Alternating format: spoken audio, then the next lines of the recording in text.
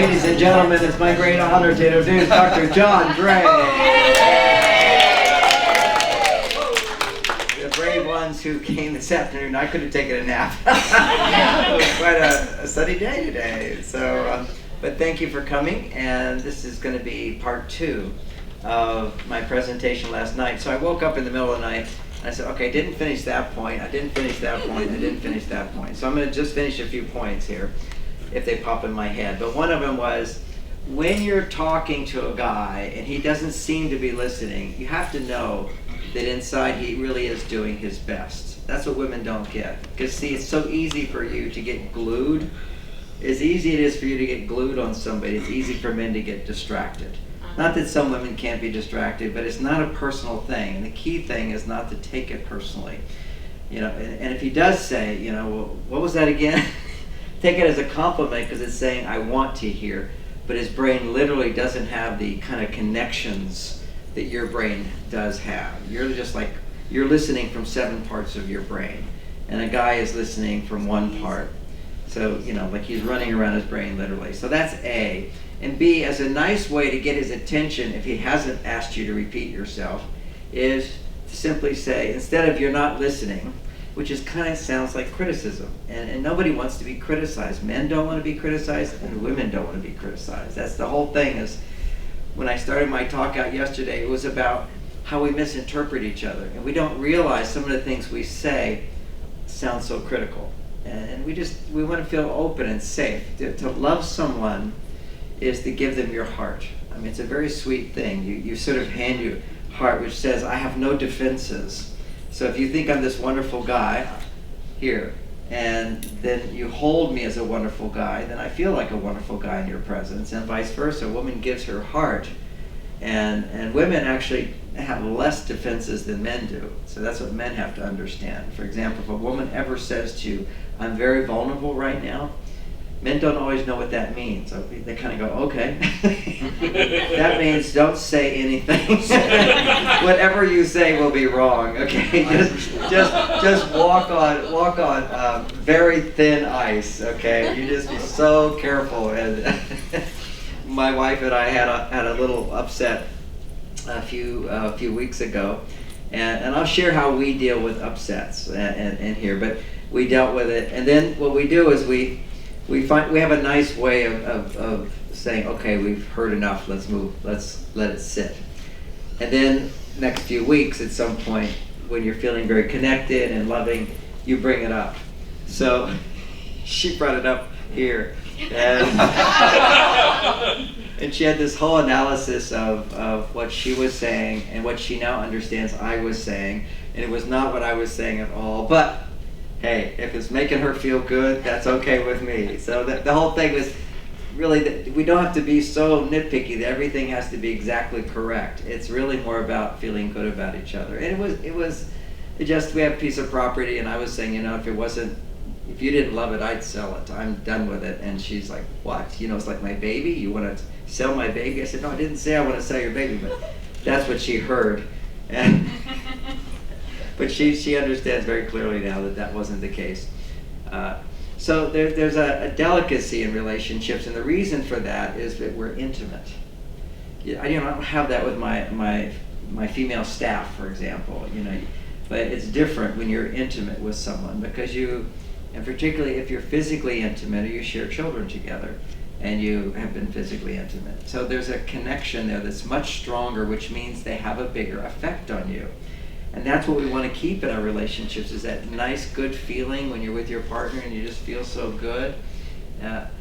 That means you're allowing that person to affect you in a positive way, which means they also have an amplified ability to affect you in a negative way. So it's like dancing, you know dance steps. You're going to step on each other. The closer you are, the greater risk of stepping on each other's feet. And so it's that Men from Mars gives you kind of an understanding. They're doing their best, and it's not like they woke up today to ruin my day. But it is really good to have these insights, so you're not stepping all over each other all the time. And what I see today is that couples are.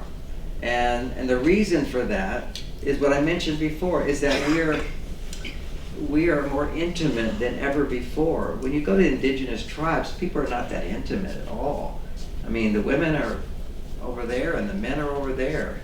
And this is how people have always been. And my mom and dad, they got along great and whatever, but nothing like my wife and I. There's a deeper intimacy, a closeness, which means we let each other affect us more. But that means we have to have really good skills to not step on each other's toes, so to speak. And when we do, how do we recover from that? So again, the point I wanted to make, because you haven't made it, is what you can say. Here's a good communication skill, which you'll probably forget since I've forgotten to tell you 3 times here. But if you had something to write down, I'd ask you to write it down. But you know, it's simply when a man's not listening or not understanding, at least it seems that way. In his mind, he's busy thinking about what you said, what am I supposed to do, how am I dealing with this and all this stuff. And you're looking over there, is that true? Is that true? I mean, see, you just don't know what goes on inside of men. That's kind of how I started this whole thing, which is I remember doing some counseling, and a woman was talking, and the guy was looking down like this, and she's talking over here, and she says, see? And I go, what? He's not listening, he doesn't care. And I go, well, let's just do a reality check. Tom, what did you hear her say? And he repeats back what she said, and she was baffled. She was like stunned, you know, she thought he had just turned her off. But see, again, it's an oversimplification, but it's quite true. Men do one thing at a time.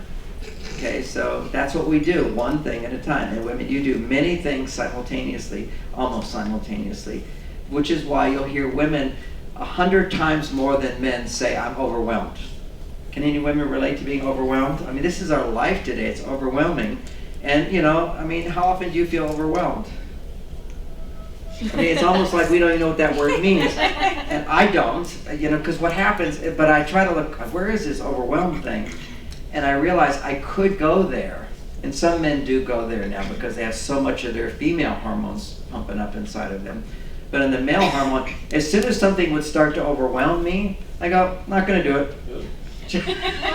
Just simply can't do it. Can you relate to this? We have kind of this too much, don't look at it. We just can do that, and you can't. So we have to have pity on you, and we do. I mean, women are, you know, we'll say to our wives, don't worry about it. They can't stop worrying about it, you know, forget it. No, it's coming back. and we'll look a little bit at that, but all these things are coming in, and this is not a phenomena that's thousands of years old. This is the last 30 years. I remember writing, even when I wrote Men Are From Mars in 1990, I was writing it, 91 or something, but teaching it long before that. But when I was sending words to my publisher, they didn't accept the word that women could feel overwhelmed. It was like, the word wasn't even in there. They're very sticky about words in New York, New York publishers. And there was this whole big fight I had to have with them. I said, no, women feel overwhelmed. And they were like, you can't be overwhelmed. It was overwhelm or something like that. It was 25 years, 30 years ago. But I watched this word come into play. It is a modern experience that women have. You will not see women in indigenous tribes, where I've been around the world, indigenous places, being overwhelmed. They're multitasking, but they're slow. And they don't have clocks even, you know. Imagine living without clocks. I get That's why Easy Rider, remember when he threw off his watch, you know, he got on his motorcycle and took off. I got rid of mine too, you know, because my wife carries her watch, I just ask her all the time. Anyway, there's one little point I wanted to make. It's fun to sort of try to get to a point because some of the other ideas pop up, but the point is, when a man appears to be not listening, one is you're kind of going to try to remember this. And don't take it so personally because they're doing their best. And then you can say to him, let me try saying this differently. Now, what message did you get? If I was talking to you and you're looking off somewhere else, or you're saying something that makes it sound like you're not getting me at all, instead of saying, no, you don't understand. Instead you say, just pause. Stop the conversation. We'll always get a guy's full attention. Just stop talking for a moment. And you just go, let me try saying this different. I bet there's another way I could say this. Now when I say that to you, do you feel criticized or blamed? No, it's me taking full responsibility for how am I saying this. And that is the essence of any communication course you could ever take, whether it be Mars, Venus, or any, is to own that if the communication hasn't been made, you don't look at the person who's listening, you look at the approach you're using. So you change your approach. But if you think somebody's just like you, well, they should get it. What's wrong with you? Why aren't you getting it? You know, and men just don't get it like you. And even when they are listening and they can repeat back what you're saying, it could be a day later when he actually gets it.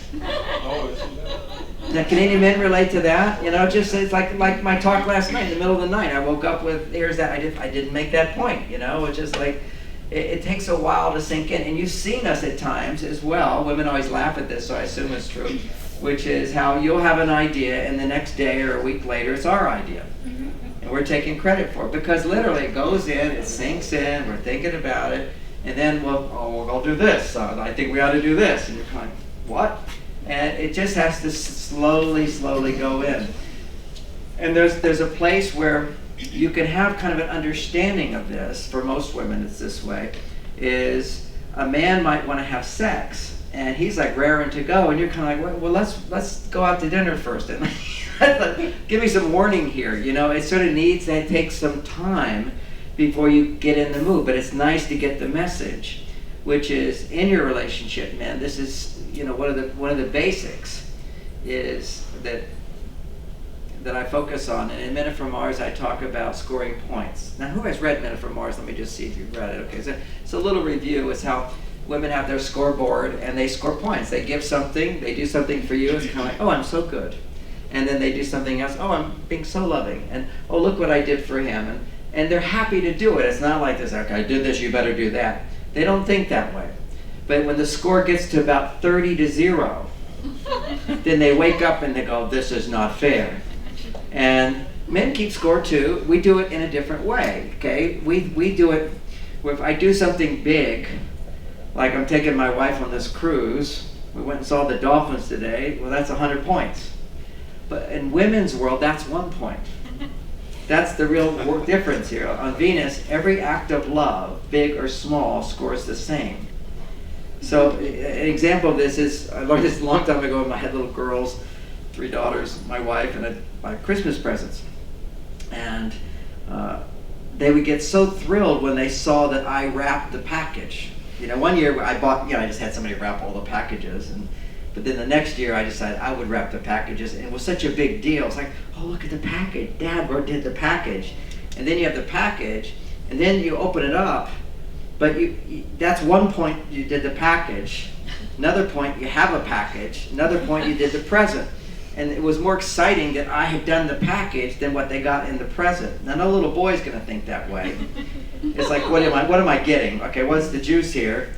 Whereas for girls, it's a lot about the packaging, who did the packaging, and then the card on top. And it can't just be a card. You want more points? Put it in an envelope. Now they have to open it up, you know. So you got a point for the envelope, a point for the card, a point for wrapping it, a point for the box, and a point for the diamond ring.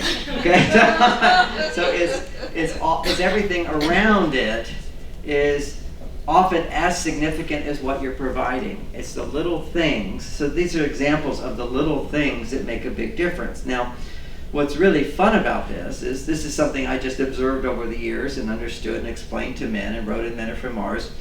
Then what we find is it turns out that the hormone, one of the most dramatic hormones for lowering stress in women is oxytocin.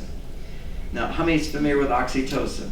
You see, okay, almost not everybody exactly. So it's a hormone, but also brain chemical, and it does lots of things. But what they know is that it puts men to sleep and it makes women turned on.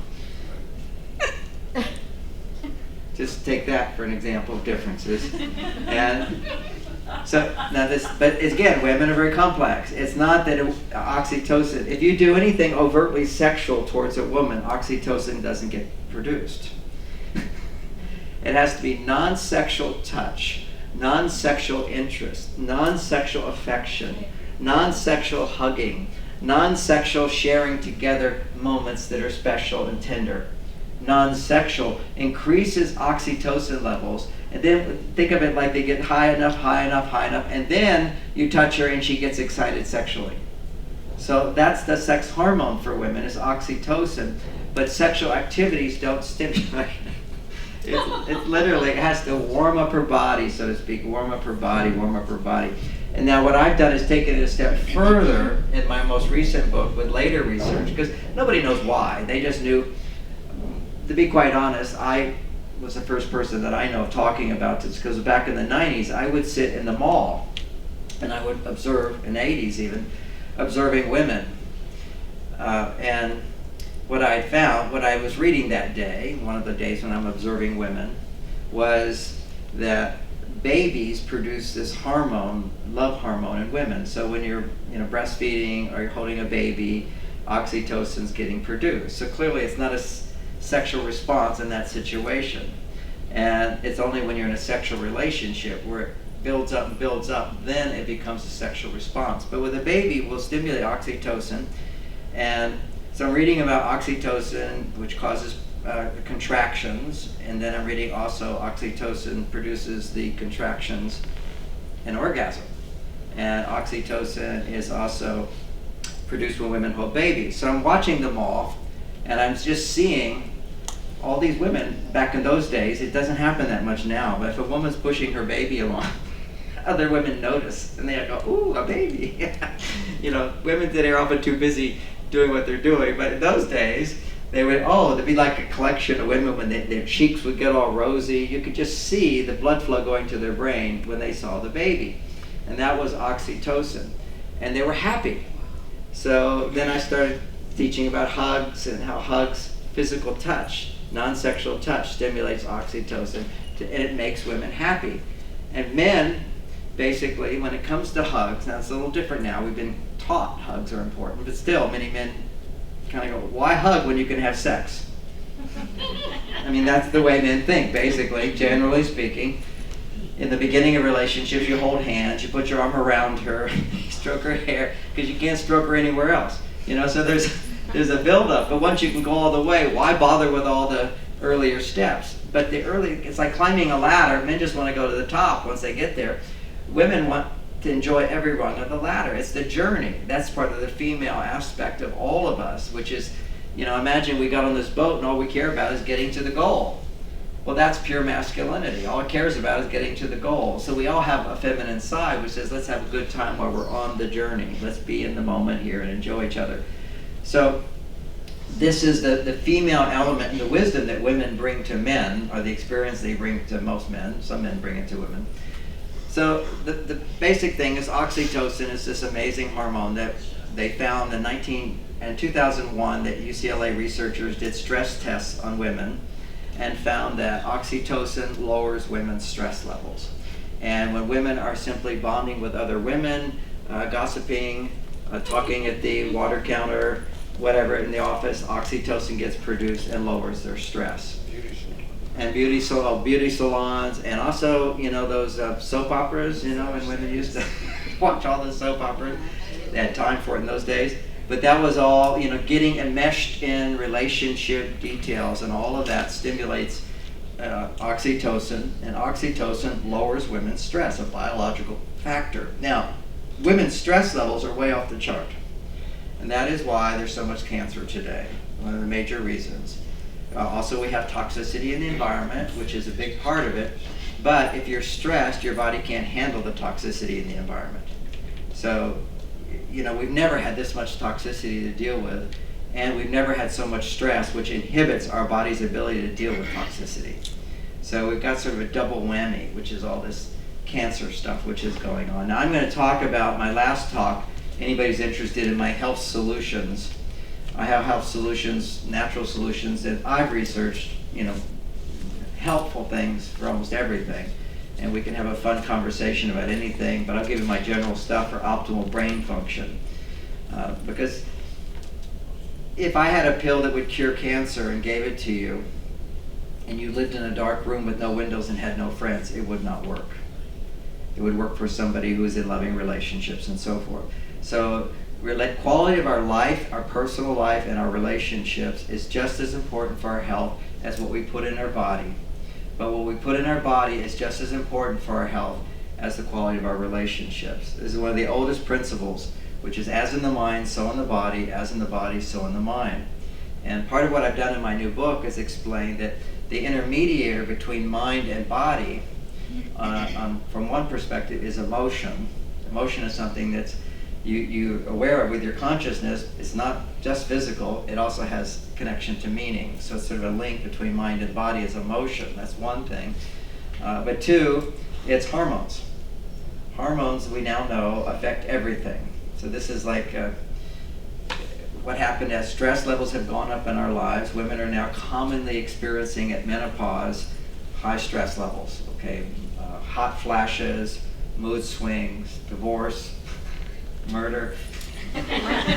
There's a lot of stuff that goes on during menopause for women that's not very comfortable. Not every woman, and by the way, in indigenous tribes, it doesn't happen until 70 years old, and they have none of these symptoms.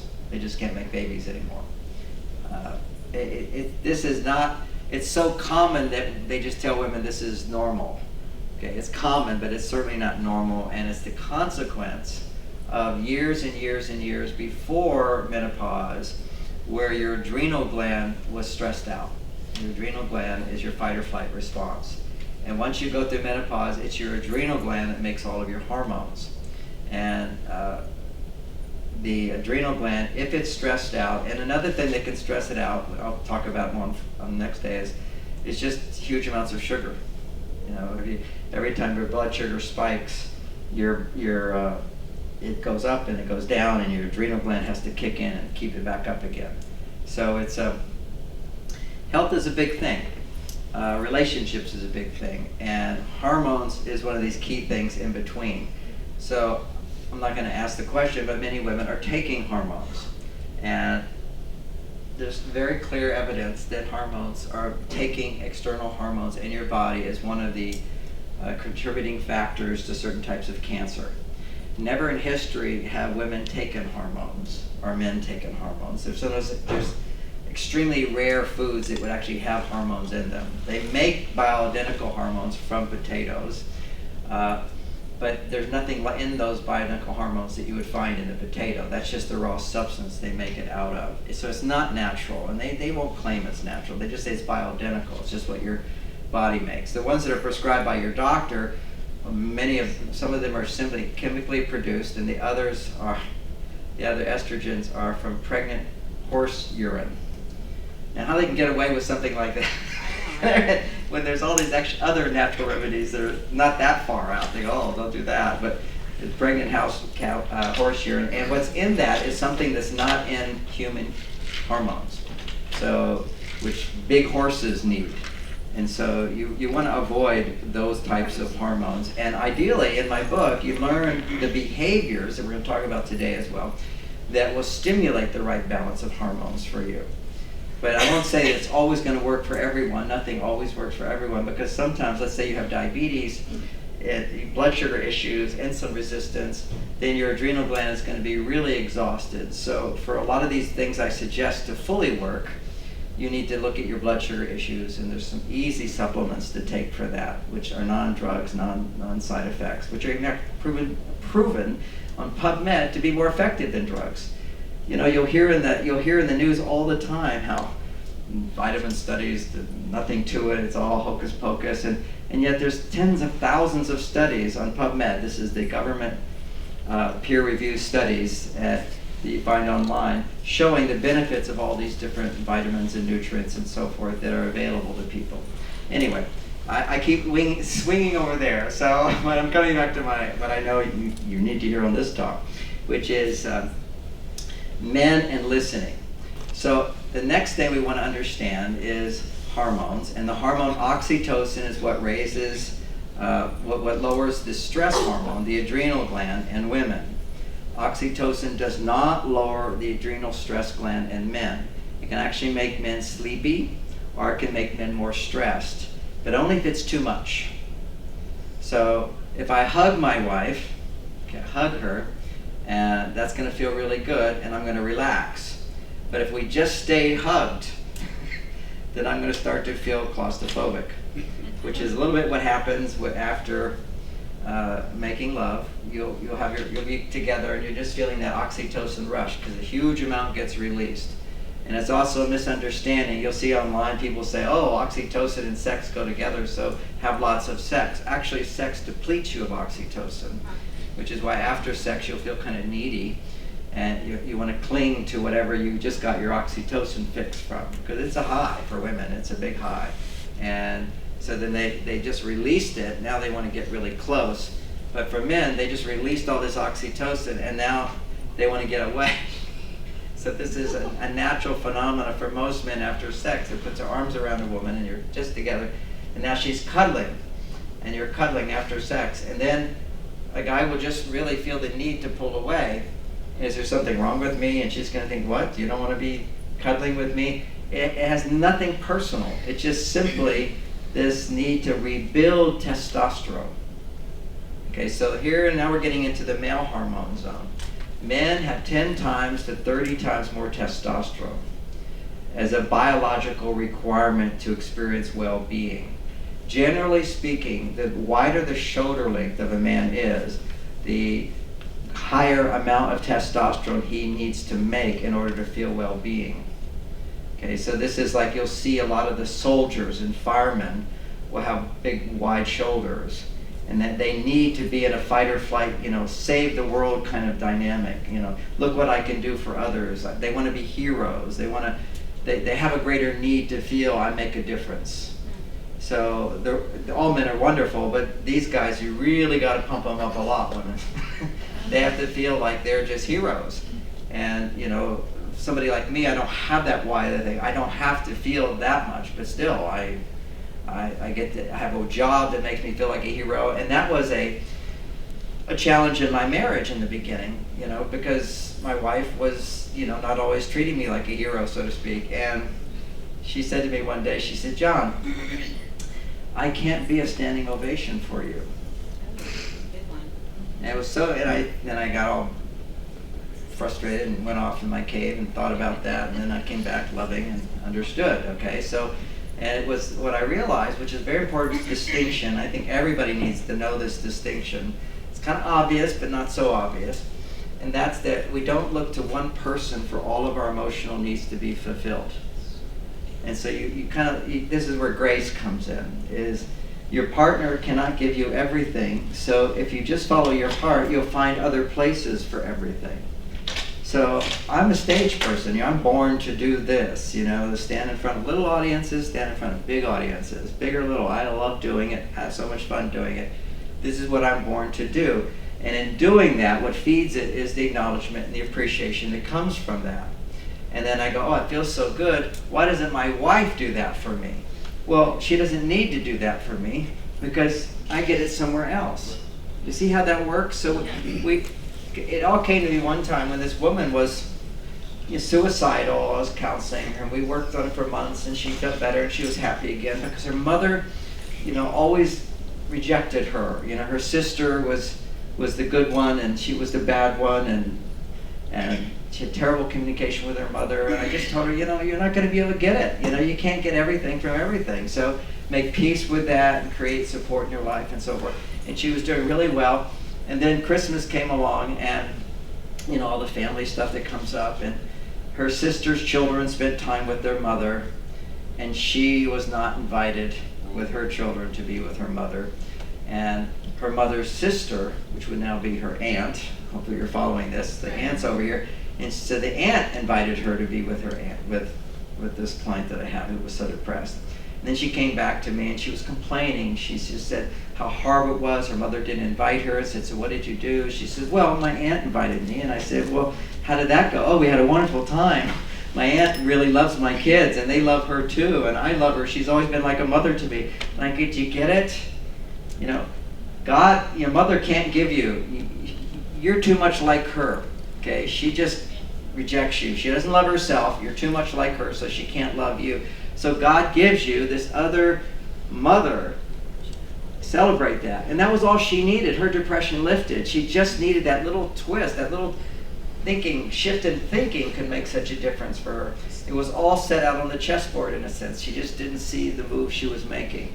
Sometimes that's the case. Sometimes there isn't another person. You got to find that and create that. But many times, and then what I experience in my life, because I follow my heart, I believe that when you open your heart, and love is a priority in your life, fairness, kindness, sincerity, innocence, sweetness, goodness, when these things become priorities in your life, that's when your heart is open. And when your heart is open, you follow your heart, you will find that always what you need is available to you. And if you're suffering a little or a lot, you're just looking in the wrong direction. This is grace. It really is a universal phenomenon that many people just are not going to find, but most of us, in a room like this can find if we just look a little. And this was the message that my mother gave me when I was growing up. Always, the lady was like a saint as far as I've seen. She's really in equanimity and loving and all her children and so forth. So I had a really good role model of somebody who's very enlightened. And she always taught that, I would be upset about things. I'm a little bit dramatic, and she'd just listen and look at me. She was the best listener I could ever imagine. And she was also an energy healer, so then she put her hand on my head. That was energy would come down. So it was very sweet. But her message that she lived and she would give to me is that you always have what you need. And if you don't think you do, you're looking in the wrong direction. And if we apply that to our relationships, I see so much. We get in an addiction to getting that sweet love that we can get from intimacy. When you fall in love, okay, there's literally the amount of dopamine. Now, dopamine is a brain chemical of pleasure, of interest, of motivation, and focus. Okay, so when dopamine goes down, you have low motivation. And when dopamine goes down, you have low pleasure. When dopamine goes down, you have low interest. So you're kind of bored. You're kind of flat. And that's what every marriage goes through a stage of that to various degrees, of kind of a flatness that settles down. Now, what they used to call this is the honeymoon period is over. So that's going to be a month, it's going to be 3 months, it's going to be a few years, it could be 7 years. There's a wave of attraction and interest and motivation where you just kind of get up and think nice things to do for your partner, and you're happy to see them, and all that good feeling of starting a new relationship, and the newness in its quality, newness stimulates this brain chemical dopamine. So if you're drawn to, for whatever reason, a song on the radio that you love, how many people have a song you love? Gosh, I'd love actually to know everybody's song, write it down and try it out. But there's my last seminar I did in Marin County, I had a song I just love, Stand By Me. It was 2 different versions, but the one just love it, love it, love it. So I played it in my seminar over and over. And then every time I'm at home, just feeling a little flat, I just put it on and I'm right back in that moment. Music is such a beautiful thing, particularly when you're drawn to it. But it has a lifespan. Okay, so if you listen to the same song over and over and over, it just loses its juice. Can anybody relate to that? Yes. So that's what's nice about the radios. You really don't know what's going to come up. So it's sort of more interesting sometimes to listen to the radio than just hearing an album. Because once you have an album, you know what's coming next. Your brain can already expect it. So when something is familiar and you can expect it, then another brain chemical gets produced, which is the comfort brain chemical, serotonin. So that's what marriage brings us. I mean, there's a comfort that I have with Bonnie, instead of wandering around this place alone and meeting different people. I got my little comfort zone over here. You just sort of stand with your partner and you feel comfortable. I watch the women, they're kind of like leaning into their guy. They're in their little bubble of safety. And that's the serotonin that gets produced from familiarity. But serotonin pushes dopamine down. Dopamine pushes serotonin down. So what you want is a balance of both. One is like the accelerator, that's dopamine. The other is serotonin, which is the brakes. Hey, be at ease in the moment, relax. So you don't want too much of either one. You want a nice balance of both. So when you start out in a relationship, the newness, by virtue of the fact that you don't know this person yet, is going to stimulate high levels of dopamine. Even what women have to know at a practical level, you love your husband, he loves you, you picked each other. and then you see this little Asian girl walking by with something showing here and her slit here, and his eyes just wander over there. And you kind of go, what? He wants her and not me? Yes. No. In that moment, the eyes are just, it's just newness. I haven't seen what's under that slit, it's an amazing thing. A man's eyes will go to cleavage and go to slits in the dress or short skirts or long legs. You're just drawn to that because you haven't seen that particular one before. I mean, half the world's got boobs in the same thing that's below the dress, but somehow it's always interesting to men because it's new. It's not the same person. You, however, he's seen over and over and over, so there's no surprise. There's no dopamine that gets produced. So part of what we want to do is have relationship skills so that 31 years later, you make lots of dopamine in your relationship. So that's the point of this. If we don't have real skills that we work at and use, then what happens is we just sort of go into this comfort zone, which people, men and women, have done for centuries, which is they have this newness that happens in the beginning, and then it dissipates, and they're kind of like roommates, friendly, content, happy roommates. But today, people want more, and if they don't get more, they often feel very dissatisfied, and so they move on, and then they kind of make the same mistakes. And the evidence of that is divorce rates are actually the same as they were in the 60s. 1969, divorce went from 10% to 50%. Does anybody know why? Well, the major reason was no-fault divorce was legalized. Wow. That was it. It was that one social thing that really changed, legislation that changed everything, okay, which is now you didn't have to bring out all your dirty laundry in front of a judge and say bad things about your partner. Now you can just, no fault, there's no fault, we want to get a divorce. We're grown-ups now, we can make up our own mind. We don't need a judge telling us what we have to do. So then there's, that's when it immediately went to 50%. It has stayed at 50%, but what's different is since then to now, in terms of actual ratios, we now have twice as many single people than married people. So that's twice as many people. So it's gone up 100% since then in terms of people who didn't even want to make the commitment. Well, more women are working now, supporting themselves now. He just said, and now more women are working and supporting themselves. That is a major factor. That was a major factor back then, by the way. It was mainly women that wanted the divorce. Is because they didn't have to throw out dirty laundry and say bad things about this in front of their children and their family and everybody find out whatever. If you can have the convenience of that, and if women are no longer so dependent on men, then if you're not getting what you need, move on.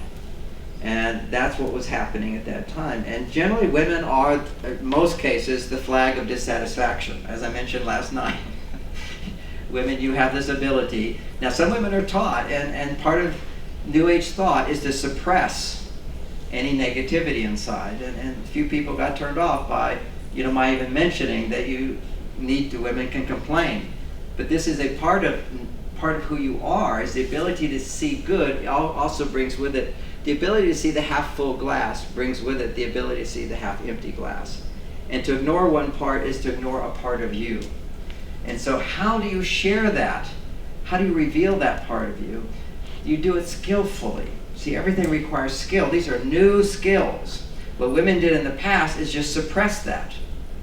That was just suppressed. And now we have evolved to where we want to be authentic, and we want deeper intimacy. We want to be seen and heard and loved and appreciated for all that we are and can contribute. So, a simple idea is this. You share all of your complaints about everything other than him. And it becomes easy for him to hear, because then he doesn't feel criticized. So basically, as a skill, as a practice, and lots of wonderful practices are being taught. Penny's in the other room teaching you if you're stressed out, think about your pet or think about something. There's mental strategies, there are NLP strategies, lots of different strategies. Yet I counsel people who are all experts at those strategies, and they're still having marital problems. Okay, so I get that they're helpful, but how about using your relationship, your marriage, to be one of the most powerful tools that there is, and use those tools to help along the way. And that's what I see happens, is if you can take the time, we're only talking like 5 minutes, 10 minutes, 3 times a week, just to connect with your partner. This is women going to the man in your life. And then some women aren't with a man at this point, but they can have girlfriends just to practice this with, or men that they're dating, whatever. And what I suggest when you're dating, lower your standards and massively so that you're dating and you can practice all this stuff. Because it's easier to practice it when you don't feel like you're risking a relationship. Because in the beginning of a relationship, you're putting your best foot forward, so you're all like, got to do it perfect. And here you are learning something new. So just use some guy. We do not mind being used, okay? No, we don't. Yeah, women do, One time, I said to Bonnie, she's here now, so I think of these things now. But one time I said, honey, you can use me any way you want. She said, it's amazing how comfortable you are saying that. Meaning she does not want me to say, she doesn't want to say that to me. Just do what you want with me. It's not really. We men are tools, okay? We identify with tools. Look what I can do. Look what I can accomplish. Look what I can achieve. And look what, I got a drill. Even holding a drill in a man's hand going, will boost his testosterone. Just get out there with the drill, make some holes, and the testosterone could rise. Yeah. So I call this the Venus talk. And it's primarily just a way to connect and a way to train. Because men need training that women can go from a place of frustration or anger, disappointment or sadness, hurt or fear, concern, worry, that they can shift from that, meaning there's a big cloud in front of the sun and it's raining, and in 8 minutes, quite often, that cloud's gone and it's sunshine. This is living in Hawaii, I guess. But the clouds can come and be gone in a minute and there's a rainbow there. And that's the metaphor of this, which is think of women as like the weather, and they're Mother Earth. They're changing. It's the fluid part. The aspect of femininity is always changing. Outfits, colors, brightness, this. And masculinity is, the tuxedo all the men are wearing is the same thing they've been wearing ever since somebody invented tuxedos, okay? It's just, for men, if it works, why change it? Okay, why deviate? Formulas, we love formulas. And if it works, you repeat it over and over, because our thing is, in that case, is not newness. It's achieving the goal. So for men, achieving a goal stimulates dopamine. For women, variety is stimulating dopamine, the newness of all that. But for men, if I can achieve the goal, it will produce dopamine. So, and women, are not stupid. Over the years, women have learned that fashion, helps them to feel pretty and beautiful and attentive and alert and everything, which makes men more interested in them. So it's not just about women, it's also they want to attract. The feminine energy attracts. One distinction I make in the new book, Beyond Mars and Venus, is empowerment. So much we hear, maybe not as much in this group, but in many groups, women we're so strong and we're empowered and we're going to go out there and change the world, and that's a really good thing. That's power. That's male power. Just to identify, we have a male side and a female side. The male power is get out there and do something, and what I hear here is a lot, change yourself, and the world changes. That's female power. You don't have to do anything. Female power is the ability to have other people do things for you. Female power, if I want you to like me, and you don't, I change something about me. I shift me. So if I can shift me, the outer world will reflect that. That's feminine power, and we often call that spiritual power, by the way. And so the spiritual world, that's often a concept, which is very valuable. But in the male world, somebody's got to fix the elevator, somebody's got to drive the car, somebody's got to stand guard, dangerous animals or dangerous people. So you actually have to go out there and do something. You got to go out and march if you're going to march for something. That's the doing part, and that's the male power. And women are unhappy, generally speaking, in our modern world when they're too far on their doing side. And that's that word overwhelm. When you're doing too much and you feel you have no time and you're sort of listing off in your brain, I have to do this, I have to do this. Raise your hand if you can relate to that, women, the I have to. So I just want you to know that word, this is, we're going to do neuro-linguistic programming. That word, I have to, will raise your stress level. or should. Should will raise your stress level. And also saying should to a man will raise his stress level. You should call so-and-so. Ah! I mean, I should. It's a control statement. It's just a big button pusher. So, yeah. It's just, well, neurolinguistic programming is just to see the way we use linguistics as words. Words affect the way our brain works. Certain words will actually have a huge impact in our brain. And when you say, I'm just using one little example of it, but is when you, if you're a woman, you say I have to, your stress level will go up. Now when a man says I have to, it actually increases his testosterone. Okay, and that can lower his stress. It's like, I would have loved to have taken a nap this afternoon. I mean, I did take a little short nap, and I went, oh, I have to give a talk. Boom, now my energy comes up because I have to. That doesn't cause stress for me. It actually frees me to get something done, to raise my testosterone. And for men, when their testosterone goes to a normal level, their stress level goes down. For women, I have to increases your testosterone, and testosterone does not lower your stress. And too much testosterone lowers your oxytocin, also your estrogen, or your progesterone, depending on which hormone is most important at that day of the month. Changes for women. We'll learn about that. But there's a cycle that women go through where all those different hormones play different roles. For men, we're simple. It's up or down. It's just testosterone. But for women, it's a key player is the estrogen. And when she goes, I have to, boom, her oxytocin goes down, her estrogen goes down. Why oxytocin goes down? Well, oxytocin is connection and bonding and relationship. So when you say I have to, it's like you're suddenly isolated. You're in this bubble where it's up to me. Anytime it's up to me and nobody else, testosterone goes up. And while testosterone can feel good if it's not too high in women, if it goes too high, it will raise your stress. And even if it's a normal level, if it's a good level, it doesn't lower your stress. The key hormones that lower your stress is oxytocin, estrogen, and progesterone. And oxytocin, I started out talking about it, is hugs. So with Bonnie, in my mind, my intent, she told me recently I don't actually do this, but in my mind I do, is 4 hugs a day. Okay, so 4 hugs a day. When don't I do it some days? So she doesn't keep track, in my opinion, but whatever. But we're going to start marking it off on a list here, so you'll see. I'll lose the list. Okay. So you always have different viewpoints. And if you'll notice, I'm not even ruffled in the slightest by what she just said, because I do not assume that we see the world the same way. I don't demand it of her, and I don't demand it of me. And the second thing is I don't get in trouble. There's no trouble. There's no punishment. She may try to punish me, but I can't be punished because I know women. And I understand that my job isn't to make her happy. My job is to make her feel safe.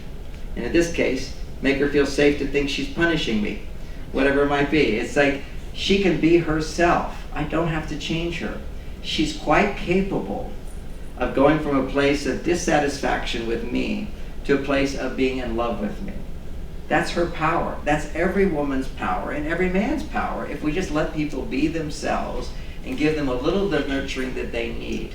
And what I know is the most important thing is what women need from men is not to convince them that what they said is wrong or right or what to do to make them happy or not, to not argue about a point, but it's to make them feel safe, that they're loved. And you're not going to argue them down, you're not going to get all ruffled, you're not going to get all upset at them. They will go through a natural wave where they'll come down, they'll temporarily forget all the good things about you, and then they'll remember all the good things about you. So basically I'm saying women are schizophrenic by nature, okay? And to be fair, men are schizophrenic by nature as well, because this is what we men do. While women kind of go up and down, one day they're remembering how many hugs I'm giving them, the next, you haven't given me hugs in a month, okay, whatever it is. They'll remember certain things, they'll remember other things, depending upon where their hormones are, where their mood is, and so forth. It's a cycle. For men, waves. That's the idea. Women are like waves.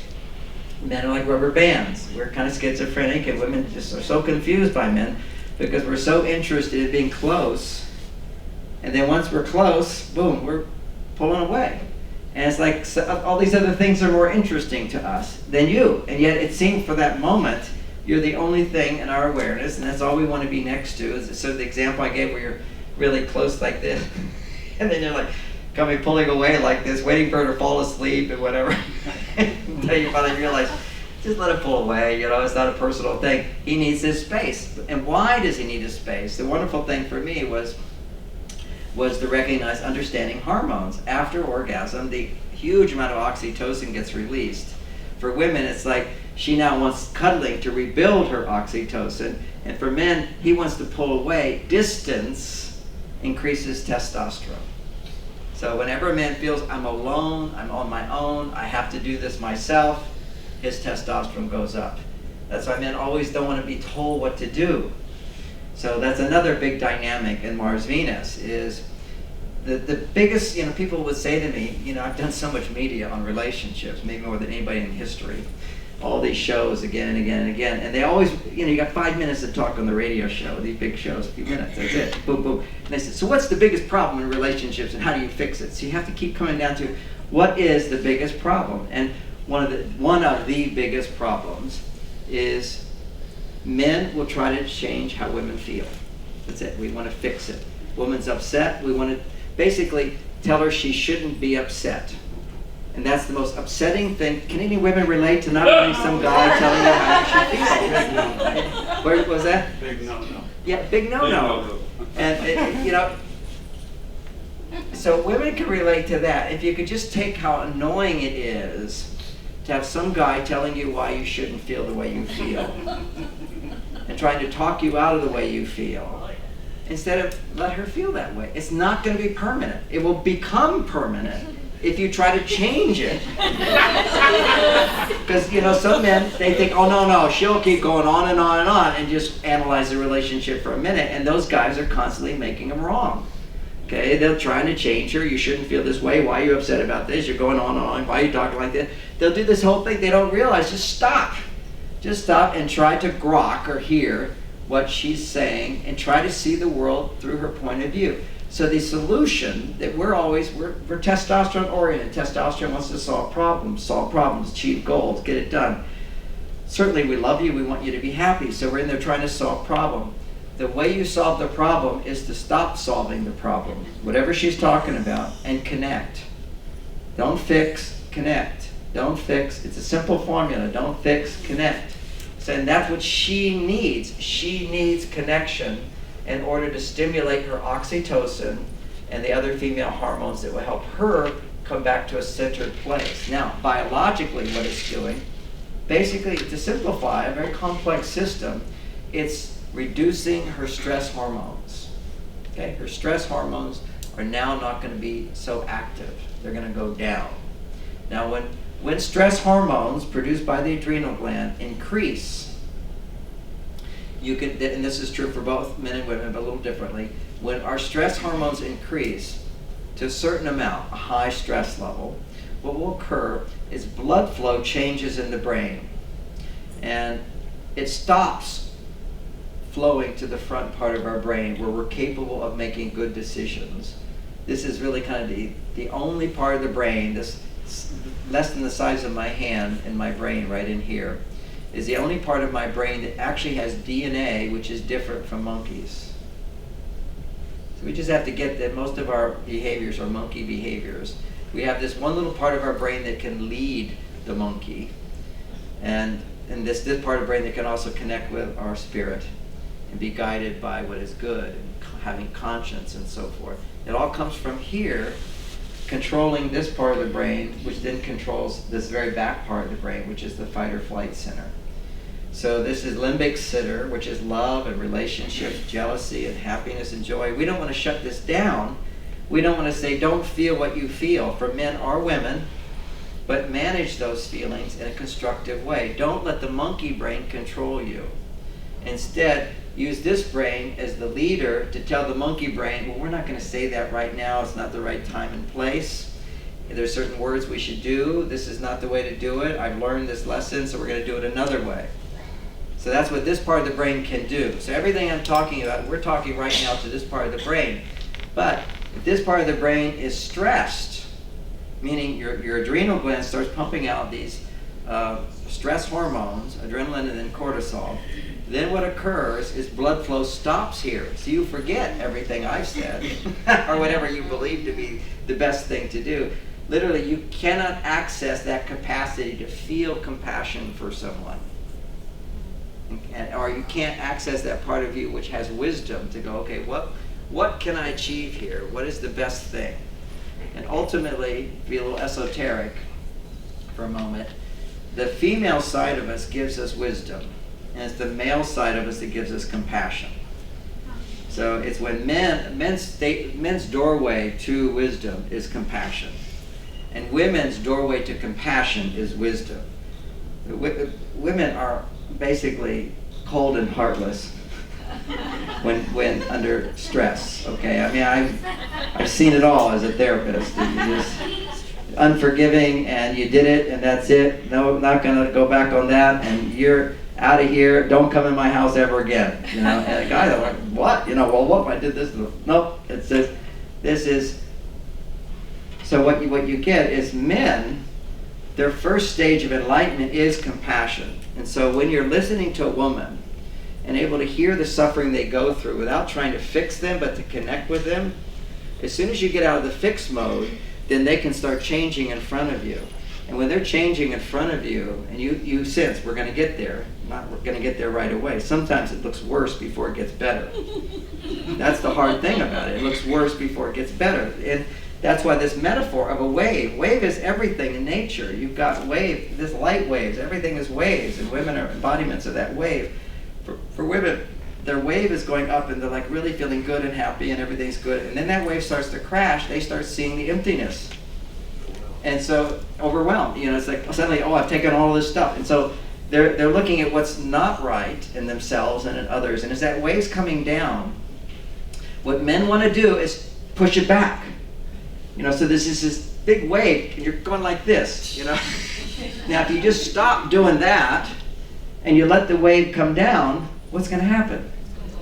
It's a wave. Waves have to keep going up and down. It's just going to go up and down. This is their true nature. And don't mess with that, and you'll have her up most of the time. I mean, or part of the time, you know. So at the times when her waves are going down, that's where that other important lesson I mentioned is I don't look to her for everything. It's like my happiness is not fully dependent on her.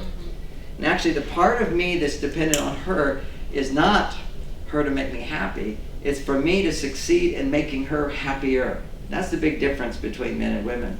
Men want to make you happy. My class is you can't make them happy, but when they're happy, you can make them happier. And when they're not happy, you can't do anything except not make it worse. That's it. That wave's gonna go through it, and it's kind of the freedom, you know. Like I don't have to be. Sue Morter was talking about, you know, her whole life, a big part of her life, always trying to be good, always trying to be good. You know, growing up in a very enlightened family, everybody's trying to be enlightened all the time, so I have to be good, and you find an emptiness inside. Because that's not your authentic self. Your authentic self is a wave of good. Being good is just true to yourself, but trying to be good all the time. Sometimes you don't want to be good, and you don't want to say yes to everybody. So here's another practical tip for women. And I do want you to know, I'm going to put a little plug in from my daughter Lauren, who at my website is Wiser Than I Am. And she's very good. She does these weekly blogs. They're free. You can go online and just sign her on her list. And you get these very entertaining little shows that she does, well produced. She writes out all the scripts. I edit all the scripts. It's a very sweet thing. You know, I'm a father. I get to spend 6 hours a week with my daughter, where she thinks I'm the smartest guy in the world. And she'll be writing these things, and I think she's the smartest person in the world. So sometimes she'll write a script. This is off the subject, but sweet father-daughter thing. And this one day I was reading it, and I said, "Sweetie, I have some very disappointing things to say." And she said, "Well, what is it?" And I said, "There's nothing wrong in this blog." And then she turned away, and then she started to laugh because she doesn't feel like I've tried hard enough unless I find something wrong with what she's done, because she's had this experience. I'll read anything she reads. How old is she? She's 31, anything she writes, when I first read it, I go, fantastic, amazing, fabulous. And she goes, okay, now let's edit it. And so then I have to read through it and find some little addition, some little correction here. And I always do. And then she feels I really care. So so if I was reversed that around, I could see my wife always pointing out to me something that's wrong with me. It's so that she's showing me she really cares.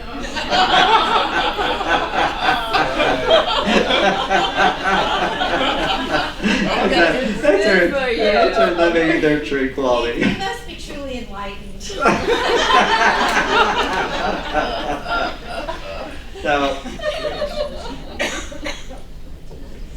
So back to scoring points and the little things that make a big difference.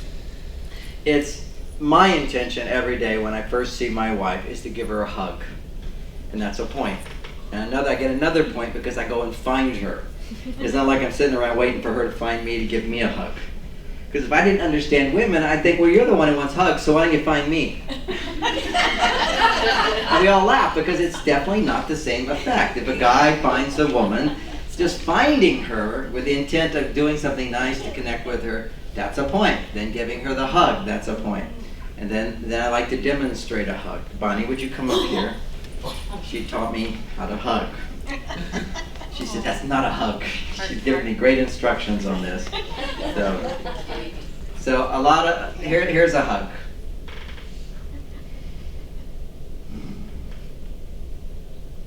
And that's it. See, it's a full squeeze. And for men, you just count to 3. You gotta time it. So when I give a hug, I'm just gonna take a nice deep breath and count to 3. A little squeeze, and that's it. Does it feel good? Good job? Okay, now this is where I taught the hug, which is Mars-Venus hug. There's this tendency where women give too much, right? Can you relate to that? That's that busy, busy, busy. So that's your male side, giving, and your female side is receiving. So in terms of giving and receiving, for the hug, as a metaphor, imagine the man is the sun and the woman is the moon. So I'm going to go forward and I'm going to put my arms around her rather than go in like this. See, this is I'm receiving. And the truth is, if she hugs me like this, that's like her grandmother used to hug me like that. Penny Rose, come be her. Hey, not Penny, but the other one, Rose. Rose, she comes out, Rose, so good to see you. And she's like that, and I'm thinking, wow, she'll do my laundry. You know what?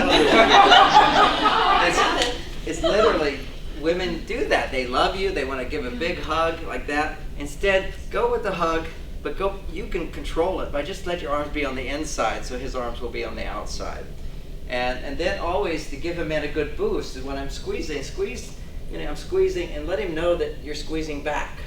So you're like a reflection back. Men always want to feel that what they did had a reaction. See, it's that reaction they're looking for. And anyway, great job, honey. Thank you. Give her a big hand. Let's all practice. Let's stand up and give some hugs. And there's some single women here, or men you have to go around and practice with them too. And Come on. all right, that's 3 seconds. Move on. Men, go find another woman. Okay. And women can hug each other. He does hug you. He's got a way. He's got my voice so far.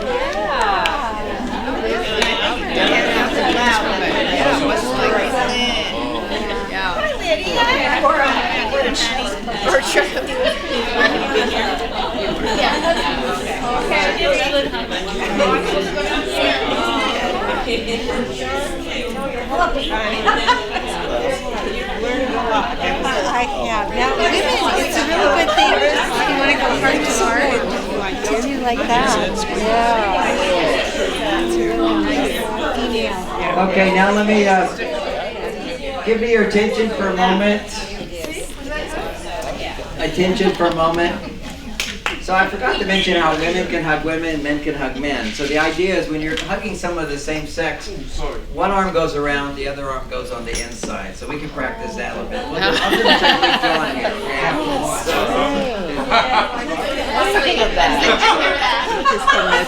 Yeah. Right arm around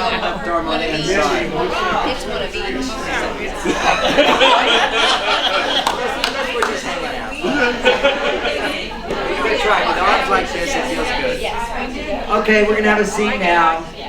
Oh, nice to see you. Everybody feels the love, so. Everybody feels the love. Valentine's Day. Love this. Yeah, I'll do it. Right. Would you like me to talk a little bit about that? Oh yeah. Okay. So it's Michael's reminding me of another book I wrote, which I'll throw a little bit of this in. It's called How to Get What You Want What You Have.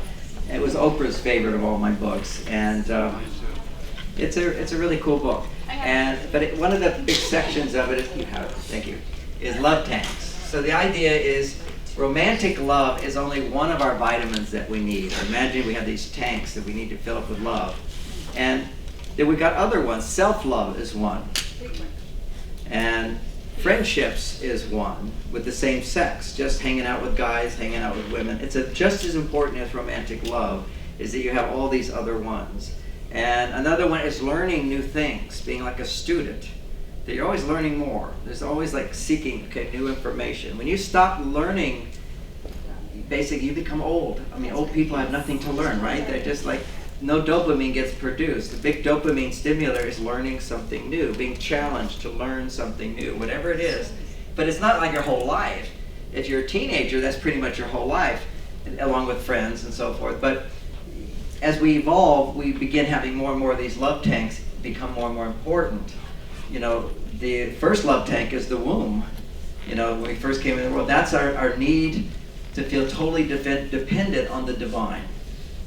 So, you know, in this kind of an audience, I can talk about this, which is spirituality is to realize that, you know, everything is grace, which I was talking about. And we need to rely on that. And so it's hard to integrate some of these ideas, but everything is a present. You know, bad things happen, they become great stories to tell later, but ideally there was a lesson you learned in it. And had that not happened, would I have be here now? People are happy in the moment. If you're actually fulfilled right now in your life, you look back at your life, you realize you would have never gotten to where you are now had not those things happened. Those big things that happen along the way. You just wouldn't be the person you are now that you love. Now, if you don't love yourself now, then you're going to look back at your past. I'm here because of that person and that person and that person.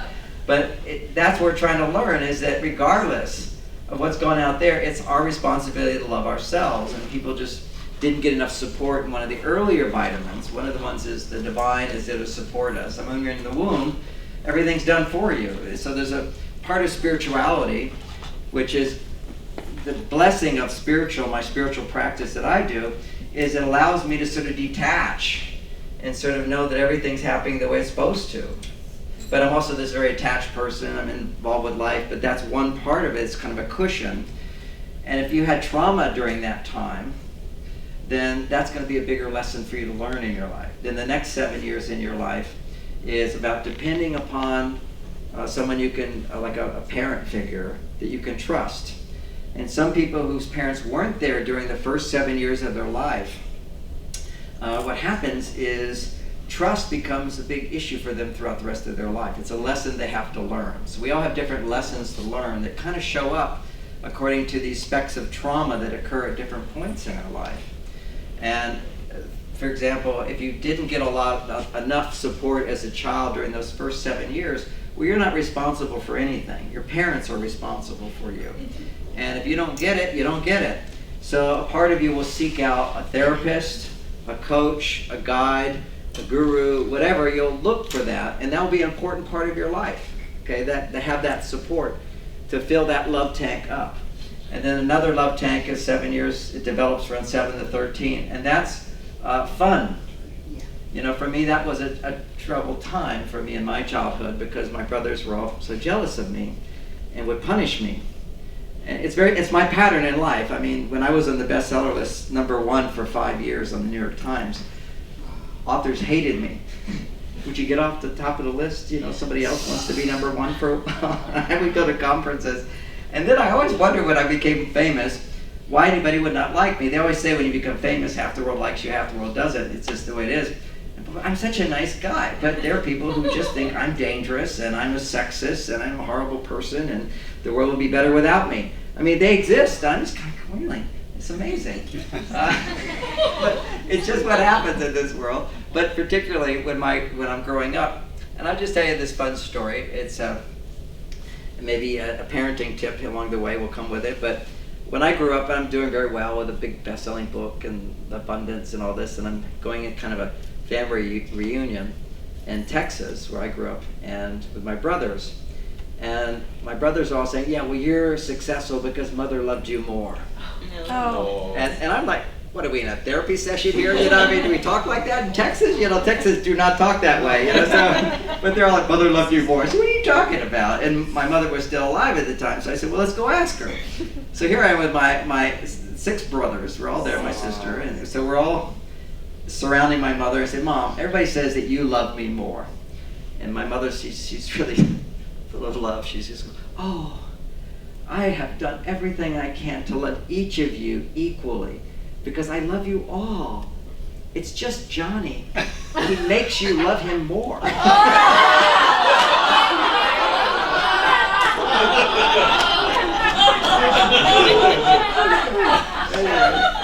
So the side effect of getting more love than your brothers and sisters is that they torture you. So not always anyway, but I feel very lucky. Anyway, so coming back to our relationships and not torturing our partners, we just want to get that if we allow someone to be what they are, they will become better. And you get a glimpse of who they can be when you fall in love. That's just the glimpse. That's the glimpse when the dopamine levels are high. Just, you know, it's kind of like at a job interview. You're just going to come out and be your very best, and then things go down. But, you know, it's newness stimulates dopamine. And what we want to do is have the skills to do that. And for men, the dopamine gets produced not just from newness. A lot of things stimulate dopamine, good things, bad things. But one of the things that stimulates dopamine in men a lot is feeling successful. Okay, that's the key thing. That's why I made a big deal last night. Just be happy to see him, even if you're not. Pretend. Give him a couple of minutes of your grace, and then ignore him. And you can go back, and even you can playfully think you're punishing him by ignoring him, although he enjoys it. When a man is in his cave, you know, he's just like, just don't see me. Let me do my own thing. And again, that was a big idea in the cave, which is, I didn't have any science for this, I just observed it. So I said on Mars, men have a cave. And on the cave they have a sign, and the sign says, do not enter or be burned by dragon. And I didn't actually invent that sign. That came from a marriage ritual of the American Indians of one tribe, where the mother would always teach the daughters, now that you're married, he will change, and he'll from time to time go to his cave. When he's in his cave, never enter, or you'll be burned by the dragon. And that means when a man pulls away, that's not the time to go ask him, what are you feeling? Yeah. And you know, you get the dragon, and it's a time where he's rebuilding his testosterone.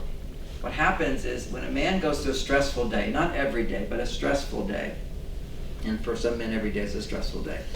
So, you know, big challenges, you don't know what's going to happen, whatever. So stress for men they use up their testosterone coping with stress. So they're going to contract their muscles more, and they're going to use up testosterone. So at the end of the day, their testosterone levels will be low.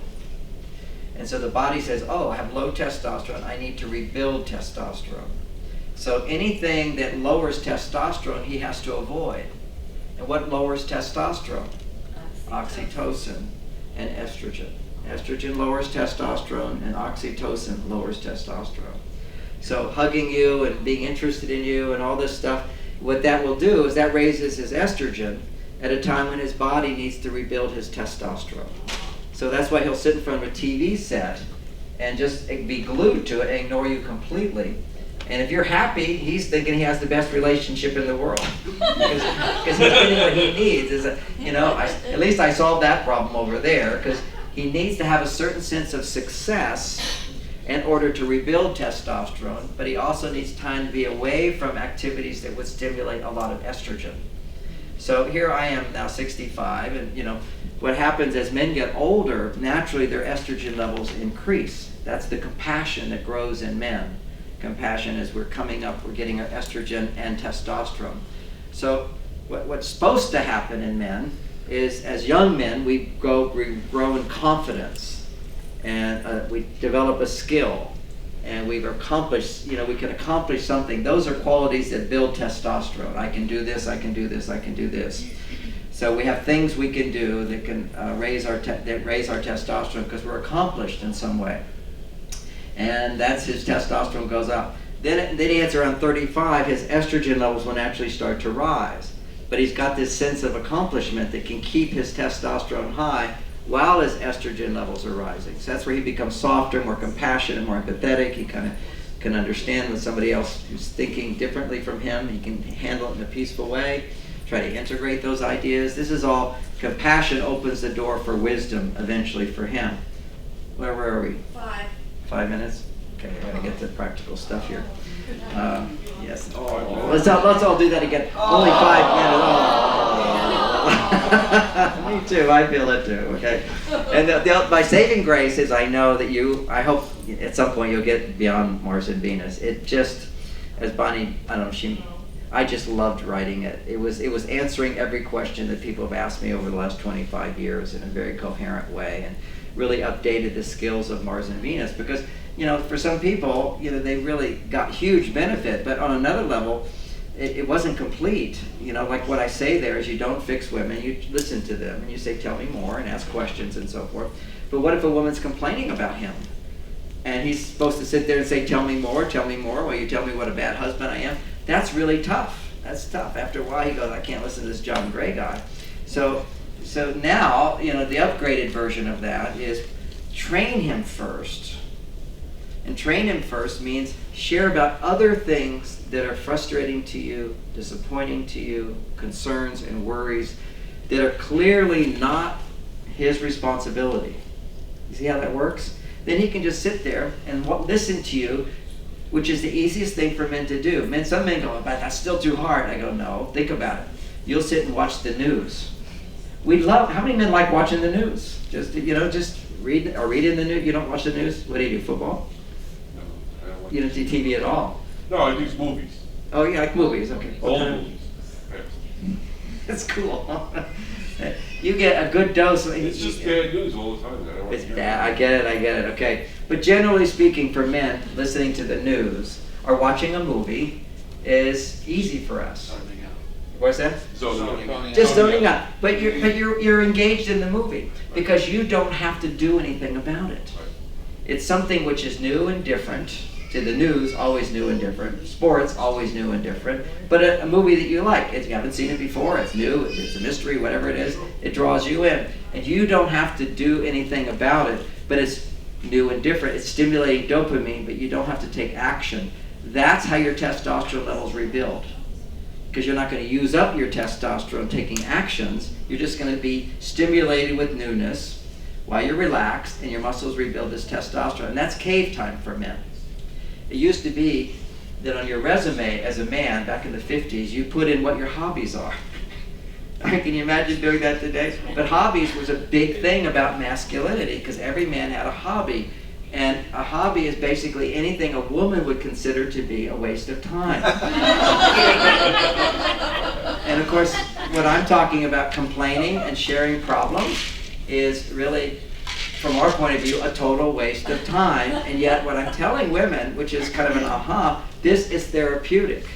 Because in Men Are From Mars, I said women come home, they want to talk about their day. Many women don't have time to talk about their day now. And they've already tried, and he went into fix-it mode, and they just go, not going to go there with this guy. And part of it is because when you shared about your day, it was about him. Or it could even just be about the office and what happened today and the traffic and the kids and whatever went on here. And he thinks you're wanting advice, and he gives advice, and it's humiliating and embarrassing. You kind of go, I know that, dummy. So I didn't need you to tell me I can quit my job. I know I can quit my job. I love my job, just I want to talk about some of the problems at it. So a distinction here is the difference between complaining and sharing. So ideally what you're doing is you're practicing sharing. It looks like complaining. So I often say just come and spend 5-10 minutes complaining about other things other than your partner. But clearly it's not complaining. So let me make a distinction that's very useful. There's sharing, which is talking about positive things or negative things, right? This is sharing. And then there's sharing positive things or negative things with the intent to change somebody.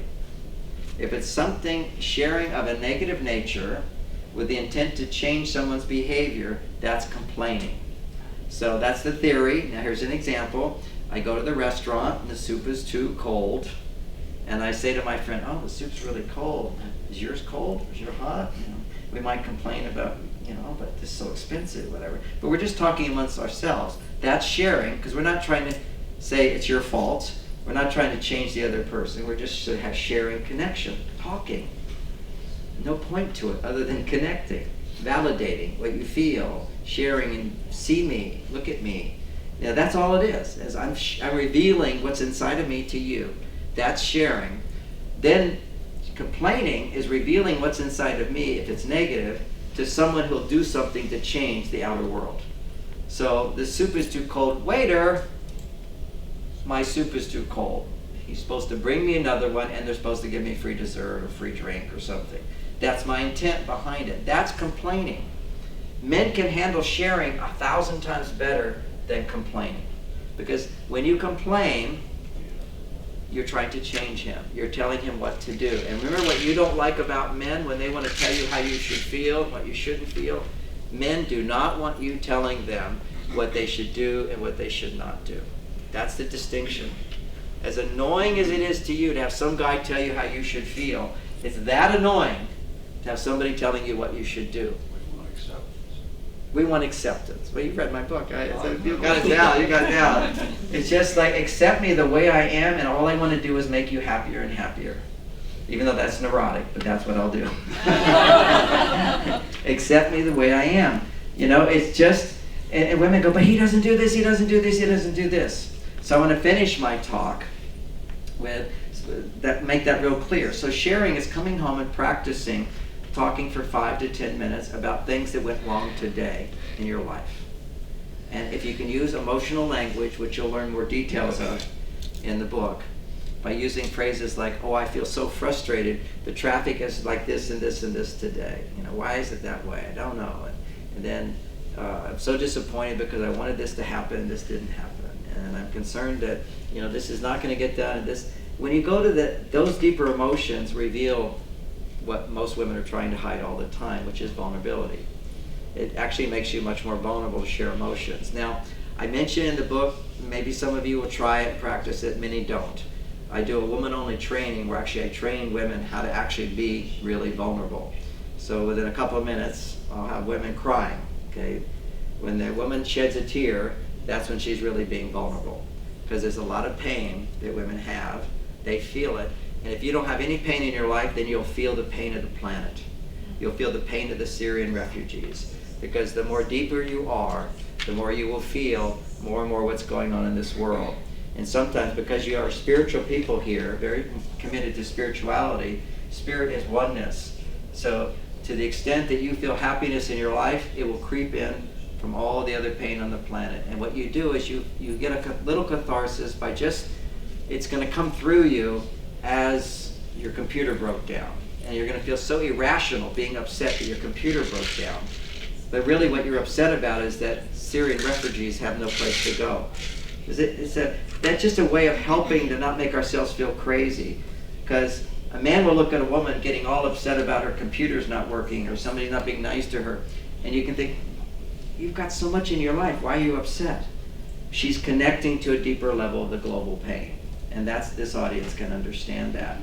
And so, but you don't have to talk about Syria. You might if you want to, or you can just talk about what happened in your day, because you will feel the pain of the planet in little waves, and you'll displace it onto the things that aren't right in your life. And then here's even more. If you don't share that displacement about things in your life, it will all become displaced on your husband.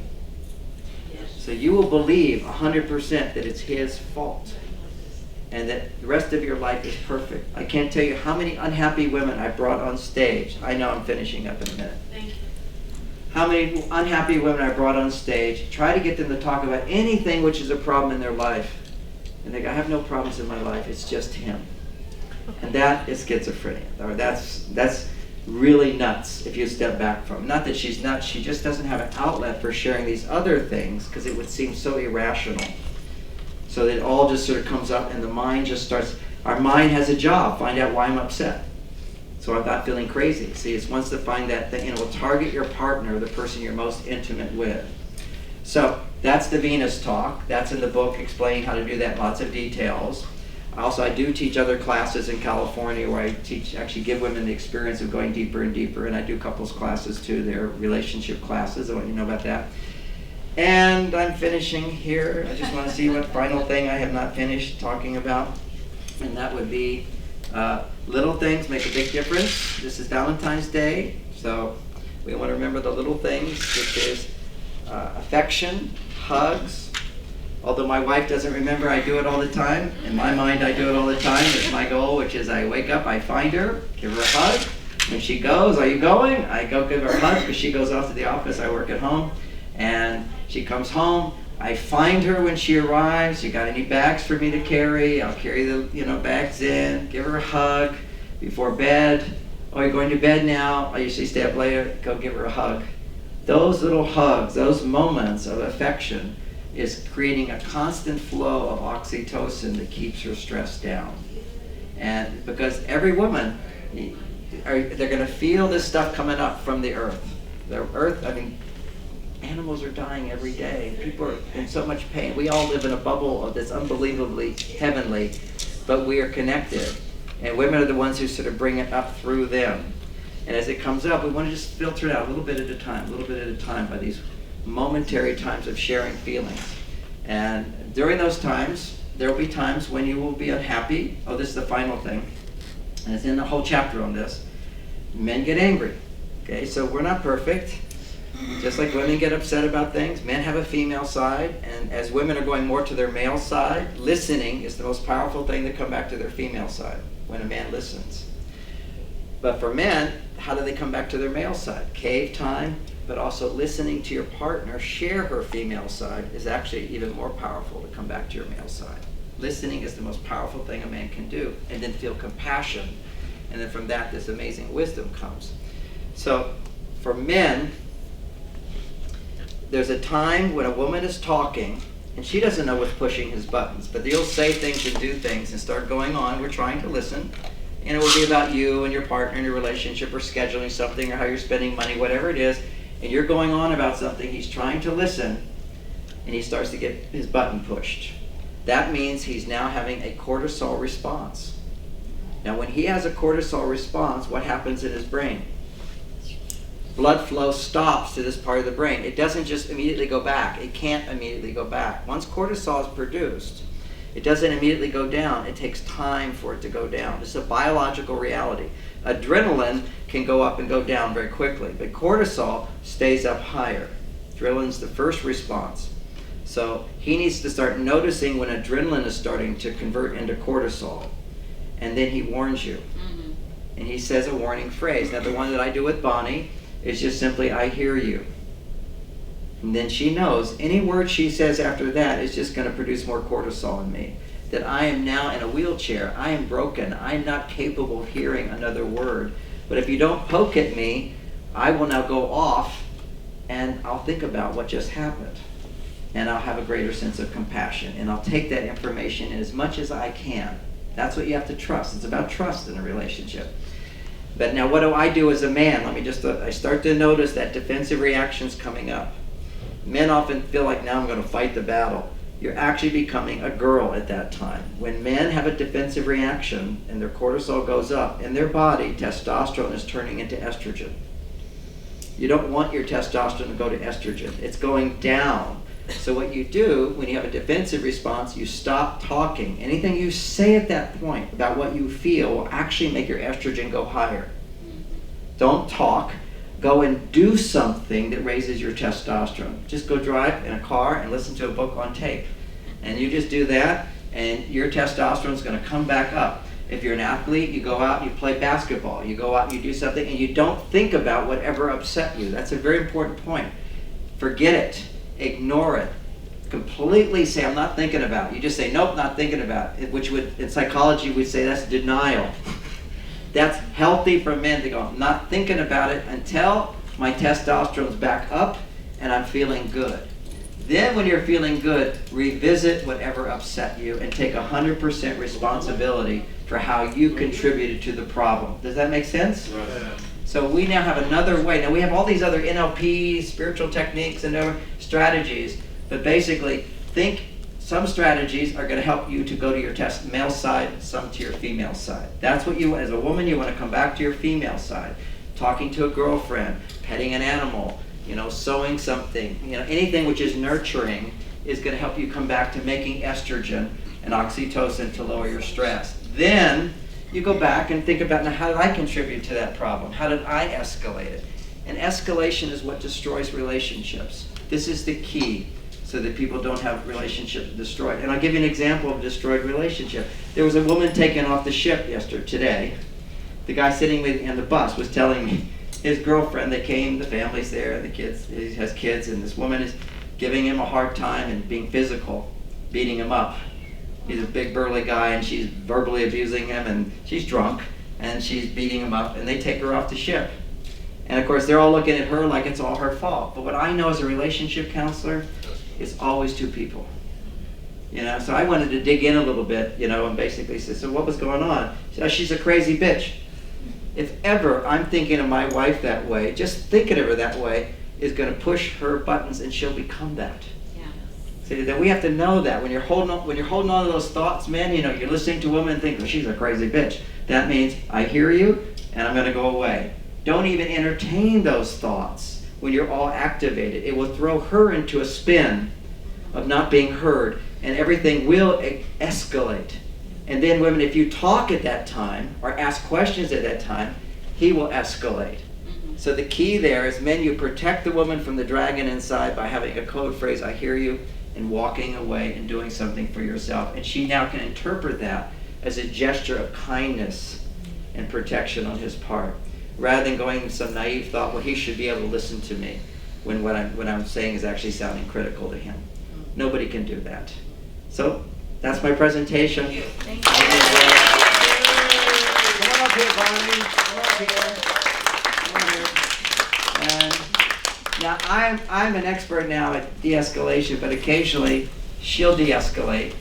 And because if I get a little angry or something, or just sort of really forceful in my thought, she says, "You're being mean," and she walks out of the room. Isn't that right? I remembered one thing correctly. All right, thank you all so much.